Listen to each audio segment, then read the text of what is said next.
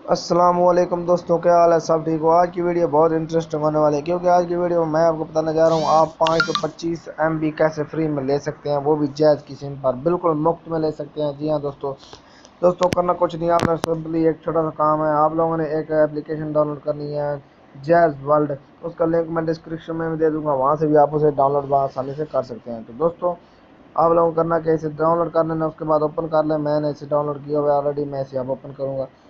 तो जैसे ही मैं इसे ओपन करूँगा, आप लोगों ने इसका आईडी अकाउंट दे लेना है। उसके बाद आपको 500 MB गिफ्ट में मिल जाएगी। तो आपको मैं दिखा लेता हूँ, यहाँ पर मुझे 500 MB फ्री में मिल गया है।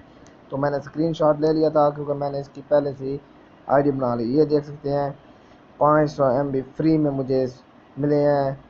साइन अप रिसीव्ड, ये देख सकते हैं आप लोग। वेलकम परवेज अख्तर यहाँ पर आ भी गया है। और उसके बाद आप लोगों ने 25 MB कहाँ से लेने हैं वो मैं आपको अभी दिखा लेता हूँ। आप लोगों ने इसमें ये देख सकते हैं दे लीजिए, आप इस गिफ्ट पर क्लिक कर दें। जैसे इस पर क्लिक करेंगे, ये देख सकते हैं 1 डे 25 MB क्लेम। मैं यहाँ से किसे कर लेता हूँ।